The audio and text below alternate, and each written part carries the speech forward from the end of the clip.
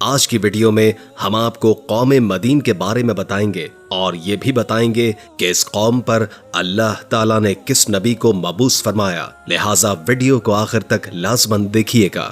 شعیب علیہ السلام بھی ایک عظیم نبی تھے۔ آپ یونس علیہ السلام سے پہلے یا بعد میں تشریف لائے۔ مفسرین اور مورخین کے اقوال اس بارے میں مختلف ہیں۔ آپ عربی النسل ہیں۔ آپ مدین بن مدائن بن ابراہیم علیہ السلام کی طرف منسوب ہیں۔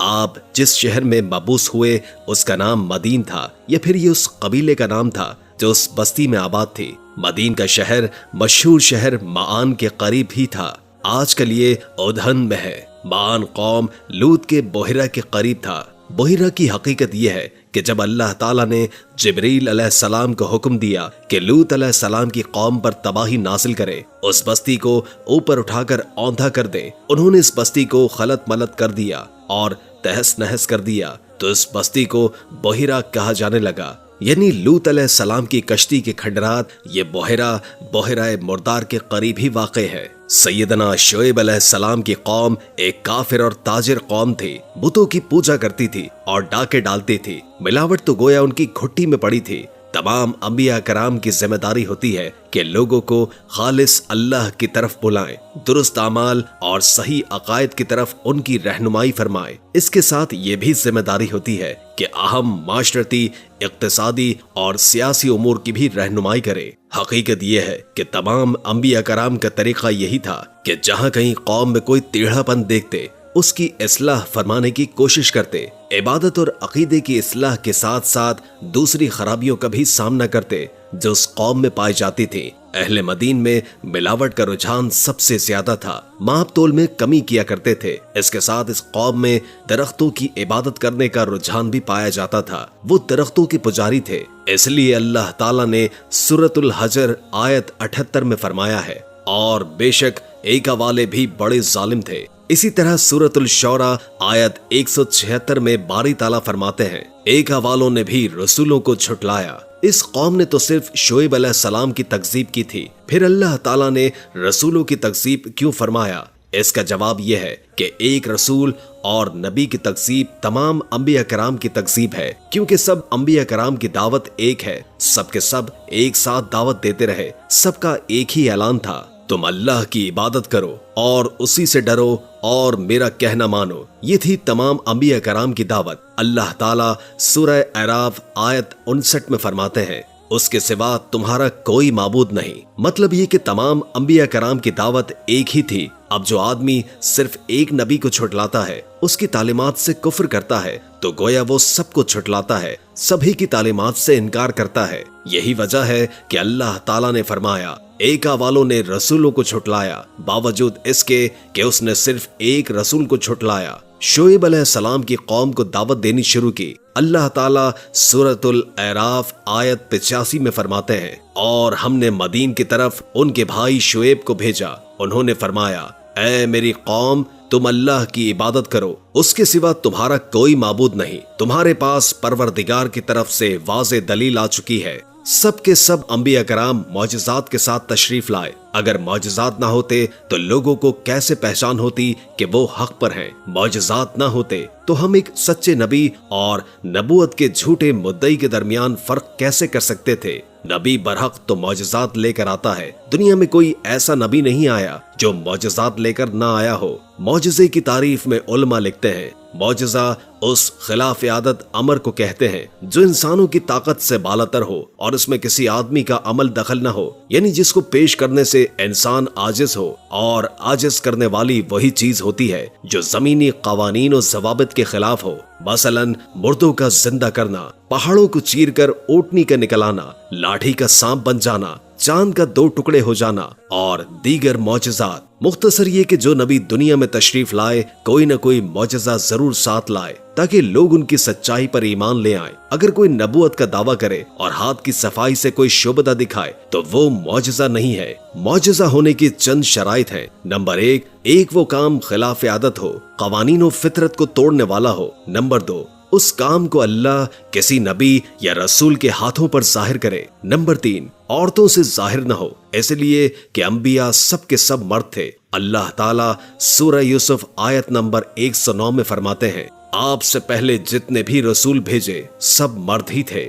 نمبر 4، اس معجزے سے وہ دوسروں کو بھی چیلنج کریں کہ مخالفین میں سے کوئی ایسا کام کر کے دکھائے، چاہے سب مل کر دکھائیں، مطلب یہ کہ وہ معجزہ سب کے لیے چیلنج ہو۔ شعیب علیہ السلام نے بھی اپنے معجزے کے ذریعے اپنی قوم کو چیلنج کیا۔ اللہ تعالیٰ ان کی زبان سے سورہ اعراف آیت 85 میں فرماتے ہیں، تمہارے پاس تمہارے رب کی طرف سے واضح دلیل آ چکی ہے۔ شعیب علیہ السلام ایسے واضح اور روشن امور ان کے سامنے پیش کرتے ہیں کہ جن پر عمل پیرا ہو کر وہ دنیا اور آخرت میں فلاح پا سکتے تھے۔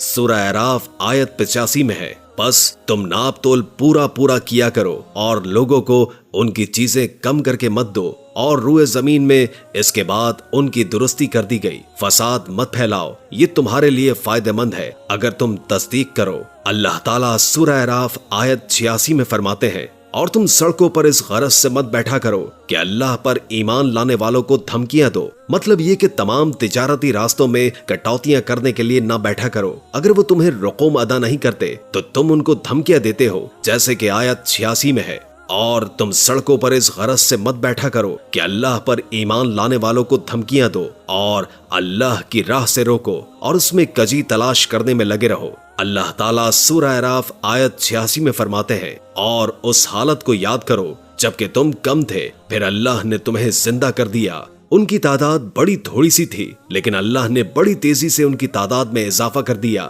لیکن جب انہوں نے شعیب علیہ السلام کی بات کو نہ مانا تو ان کا انجام کیا ہوا؟ اللہ تعالیٰ سورہ اعراف آیت 86 میں فرماتے ہیں، اور دیکھو کیسا انجام ہوا فساد کرنے والوں کا۔ لوط علیہ السلام کی قوم چونکہ ان کے قریب ہی تھی، اس لیے ان کے انجام سے ڈرایا جا رہا ہے۔ قوم لوط کا واقعہ ان کے ہاں مشہور تھا۔ شعیب علیہ السلام کی دعوت کا تذکرہ سورہ ہود آیت 88 میں ہے کہ شعیب علیہ السلام نے اپنی قوم کو مخاطب کر کے فرمایا، میرا ارادہ تو اپنی طاقت پر اصلاح کرنے ہی کا ہے۔ دائی حضرات پر صرف اپنی بساط کے مطابق پیغام پہنچا دینا ہوتا ہے۔ لوگوں کو ایمان لانے پر مجبور کرنا انبیاء اور دائی حضرات کے مشن میں شامل نہیں ہے۔ اللہ تعالیٰ سورہ غاشیہ آیت 22 میں فرماتے ہیں، آپ ان پر محاسب نہیں ہیں، مطلب یہ کہ آپ انہیں ایمان لانے اور راہ راست پر چلانے کے لیے مجبور نہیں کر سکتے۔ آپ کے ذمہ یہی امر ہے کہ آپ ان کی اصلاح کرنے کی کوشش کریں۔ سورہ ہود آیت 88 میں ہے،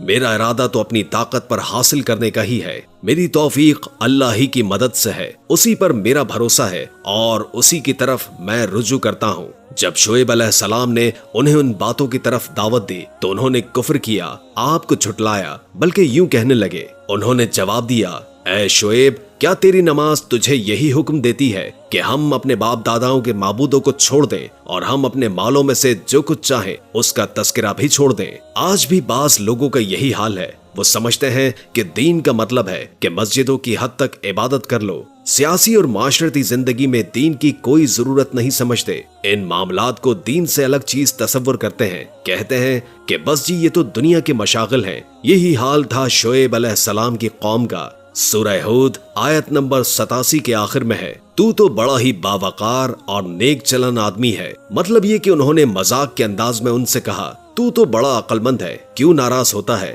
سیدنا ابن عباس رضی اللہ تعالی عنہ سے روایت ہے کہ وہ یہ بات ان سے مذاق کے انداز میں کہتے تھے، ان کی تعریف نہیں کرتے تھے۔ پھر شعیب علیہ السلام نے انہیں ان کے الفاظ میں سمجھایا، اور اے میری قوم، میرے خلاف صرف تمہارے لیے اس بات کا باعث نہ ہو جائے کہ تمہیں بھی ویسا ہی معاملہ پیش آ جائے جیسے کہ قوم نوح، قوم ہود یا قوم صالح کو پیش آ چکا ہے، اور قوم لوط تو تم سے کچھ دور نہیں۔ مطلب یہ تھا کہ قوم لوط تو تمہارے بالکل نزدیک تھی، ان پر آنے والے عذاب سے تو تم خود اچھی طرح خبردار ہو، جانتے ہو کہ ان کے ساتھ کیسا سلوک ہو چکا ہے۔ پھر آپ نے فرمایا، تم اپنے رب سے استغفار کرو اور اس کی طرف توجہ کرو، یقین مانو کہ میرا رب بڑی مہربانی والا اور بہت محبت کرنے والا ہے۔ उम्मीद है कि आज की वीडियो आपको अच्छी लगी होगी। अगर वीडियो अच्छी लगी हो तो लाइक करके हमारे चैनल को सब्सक्राइब कर दें और कमेंट बॉक्स में कमेंट करके अपनी आरा से भी आगाह करें और बेल आइकॉन को क्लिक कर दें ताकि हमारी नई आने वाली वीडियोस का आपको पता चलता रहे। अगर जिंदगी रही तो एक और वीडियो के साथ इंशाअल्लाह हाजिर होंगे। अभी हमें इजाजत दीजिए। अल्लाह हाफिज।